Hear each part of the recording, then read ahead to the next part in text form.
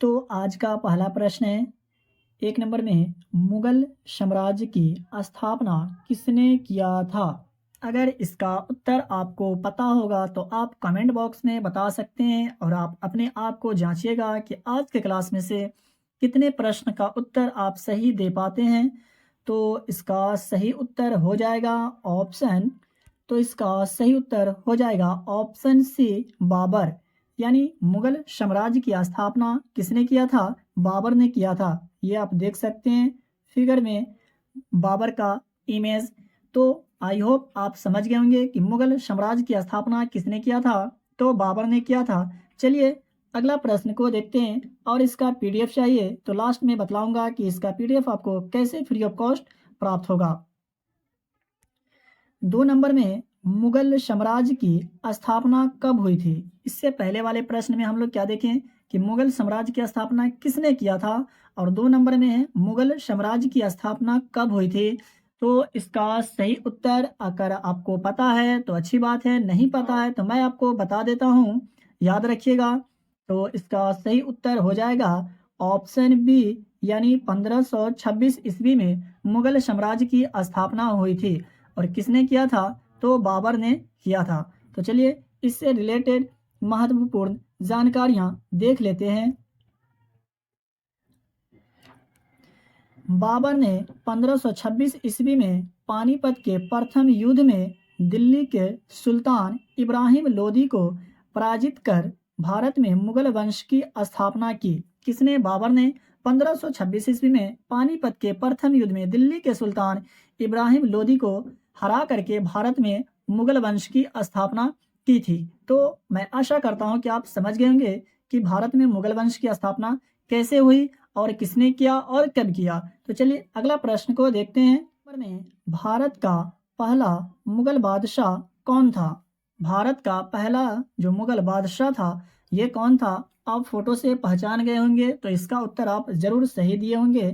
तो इसका सही उत्तर हो जाएगा ऑप्शन डी, यानी बाबर। ये देख सकते हैं फोटोज में बाबर का फोटो। तो भारत का पहला मुगल बादशाह कौन था? तो बाबर था।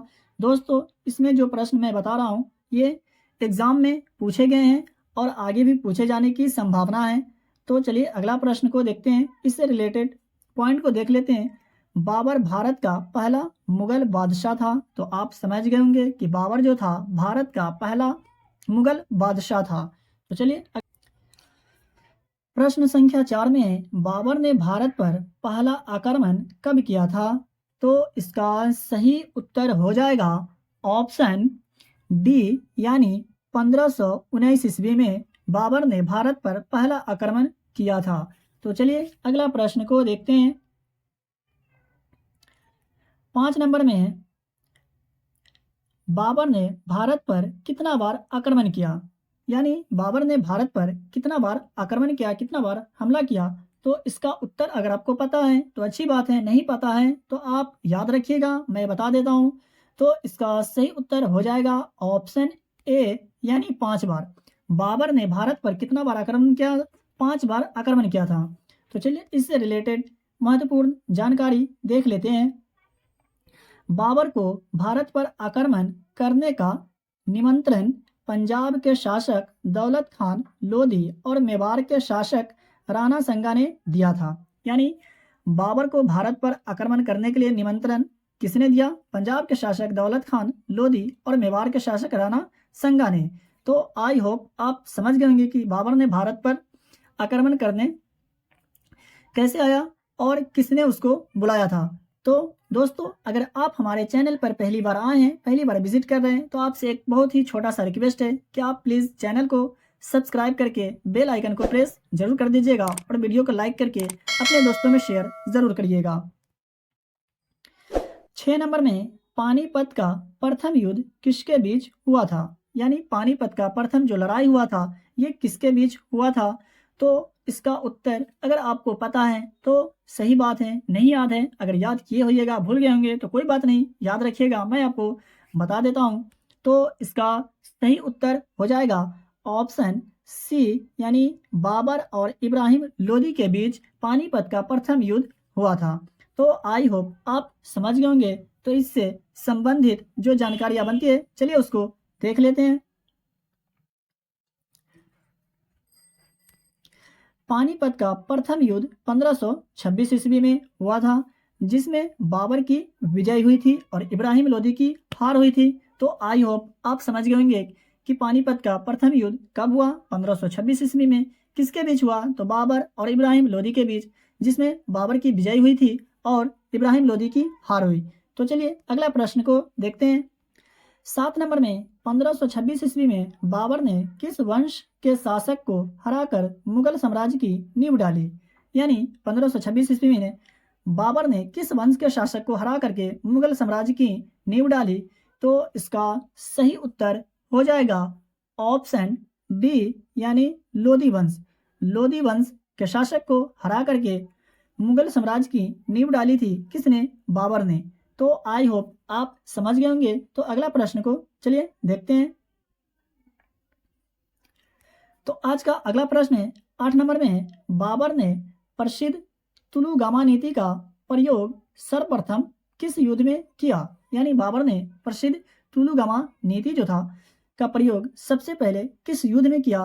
तो इसका सही उत्तर हो जाएगा ऑप्शन ए, यानी पानीपत के प्रथम युद्ध में। पानीपत के प्रथम युद्ध में बाबर ने प्रसिद्ध तुलुगामा नीति का प्रयोग सबसे पहले किया था पानीपत के प्रथम युद्ध में। इस युद्ध में बाबर ने पहली बार तुलुगामा युद्ध नीति एवं तोपखाने का प्रयोग किया था। किस युद्ध में, पानीपत के प्रथम युद्ध में। तो आई हो गुजरात विजय के यादगार में अकबर ने किसका निर्माण कराया था। तो इसका सही उत्तर अगर आपको पता है तो अच्छी बात है, आप फिगर से भी पहचान सकते हैं कि 9 नंबर प्रश्न का उत्तर क्या होगा। तो इसका सही उत्तर हो जाएगा ऑप्शन बी, बुलंद दरवाजा। ये आप देख सकते हैं फोटोज में बुलंद दरवाजा का फोटो, यानी गुजरात विजय की यादगार में अकबर ने किसका निर्माण कराया था, बुलंद दरवाजा का निर्माण कराया था। तो चलिए अगला प्रश्न को देखते हैं। बात करें बुलंद दरवाजा का, तो यह फतेहपुर सीकरी का बुलंद दरवाजा अकबर ने गुजरात के विजय के उपलक्ष्य में बनवाया था। तो आप समझ गए होंगे कि फतेहपुर सीकरी का बुलंद दरवाजा किसने बनवाया, अकबर ने। किसके उपलक्ष्य में, तो गुजरात के विजय के उपलक्ष्य में। तो चलिए अगला प्रश्न को देखते हैं। 10 नंबर में मुगल प्रशासन व्यवस्था में मनसबदारी प्रणाली को किसने प्रारंभ किया। तो इसका सही उत्तर हो जाएगा ऑप्शन सी, यानी अकबर। अकबर ने मुगल प्रशासन व्यवस्था में मनसबदारी प्रणाली को प्रारंभ किया था। मनसबदारी प्रणाली मुगल काल में प्रचलित एक प्रशासनिक प्रणाली थी जिसे अकबर ने आरंभ किया था। किसने आरंभ किया था, अकबर ने। तो आई होप आप समझ गए होंगे। तो चलिए अगला प्रश्न को देखते हैं। आज का 11 नंबर प्रश्न है, भारत में ग्रांड ट्रंक रोड किसने बनवाई थी। तो इसका सही उत्तर आपको पता है तो सही बात है, आप फोटो से भी पहचान सकते हैं कि भारत में ग्रांड ट्रंक रोड किसने बनवाई थी। तो इसका सही उत्तर हो जाएगा ऑप्शन डी, यानी शेर शाह सूरी ने भारत में ग्रांड ट्रंक रोड बनवाई थी। और ये देख सकते हैं आप फोटोज में शेर शाह सूरी का फोटो। 12 नंबर में आईने अकबरी के लेखक कौन है। आईने अकबरी के लेखक कौन है। तो इसका सही उत्तर आपको पता होनी चाहिए क्योंकि ये प्रश्न काफ़ी बार एग्जाम में पूछे गए हैं। तो इसका सही उत्तर हो जाएगा ऑप्शन बी, अबुल फजल। अबुल फजल ने आईने अकबरी के लेखक हैं। 13 नंबर में पानीपत की दूसरी लड़ाई किसके बीच हुई थी। तो इसका सही उत्तर हो जाएगा ऑप्शन ए, यानी अकबर और हेमू के बीच। अकबर और हेमू के बीच पानीपत की दूसरी लड़ाई हुई थी। कि दूसरी लड़ाई 5 नवंबर 1556 ईस्वी में हुआ था। तो आई होप आप समझ गए होंगे कि पानीपत की दूसरी लड़ाई किसके बीच हुई और कब हुई थी। तो चलिए अगला प्रश्न को देखते हैं। तो 14 नंबर में पानीपत का तीसरा युद्ध कब हुई थी। तो इसका सही उत्तर हो जाएगा ऑप्शन सी, यानी 14 जनवरी 1761 में पानीपत का तीसरा युद्ध हुई थी। तो चलिए अगला प्रश्न को देखते हैं। इससे रिलेटेड महत्वपूर्ण जानकारी देख लेते हैं। पानीपत का तीसरा युद्ध 14 जनवरी 1761 ईस्वी को मराठा साम्राज्य और दुर्रानी अफगान साम्राज्य की हमलावर सेना के बीच हुआ था पानीपत का तीसरा युद्ध। तो आई होप आप समझ गए होंगे कि पानीपत का तीसरा युद्ध कब हुआ था और किसके बीच हुआ था। तो चलिए अगला प्रश्न को देखते हैं। 15 नंबर में दीन इलाही नामक धर्म किसके द्वारा शुरू किया गया था? तो इसका सही उत्तर हो जाएगा ऑप्शन ए यानी अकबर।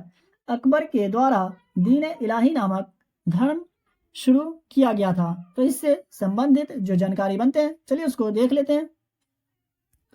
1582 में अकबर ने दीन इलाही नामक नए धर्म का प्रचार किया। तो आई होप आप समझ गए होंगे। तो दोस्तों आज का क्लास में से कितने प्रश्न का उत्तर आपने सही दिए हैं कमेंट बॉक्स में ज़रूर बताइएगा। और आप हमारे चैनल पर पहली बार आए हैं, पहली बार विजिट कर रहे हैं तो चैनल को सब्सक्राइब करके बेल आइकन को प्रेस कर दीजिएगा और अपने दोस्तों में शेयर ज़रूर करिएगा। मैं आशा करता हूं कि आप हमें सपोर्ट ज़रूर करेंगे। और इसका PDF चाहिए तो डिस्प्ले पे दिखाए गए व्हाट्सएप नंबर पे हाय लिख करके SMS कर सकते हैं, आपको PDF सेंड कर दिया जाएगा। तो चलिए मिलते हैं फिर से एक नए वीडियो में नए टॉपिक के साथ। वीडियो देखने के लिए धन्यवाद।